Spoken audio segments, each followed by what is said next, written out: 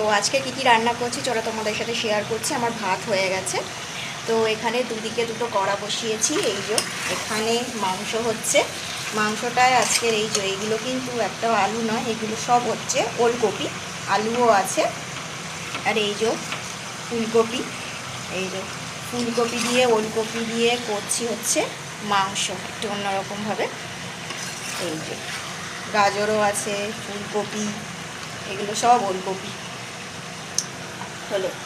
আর এইদিকে কী করছি বলো তো, এটা হচ্ছে মাছের তেল পোটা চচ্চড়ি, বেগুন, উচ্ছে, রাঙালু, এটাও ফুলকপি দেওয়া আছে, দিয়ে হচ্ছে এটা মাছের কাতলা মাছের তেলটা চচ্চড়ি হচ্ছে। ফুলকপিটা দেওয়ার কারণ হচ্ছে মাংসতে, কারণ আমার বর ভীষণই ফুলকপি খেতে ভালোবাসে, সব কিছুতেই ফুলকপি দাও বলে, তো সেজন্য ওর পছন্দের মতন এগুলো করে দিচ্ছি। তো চলো টাটা।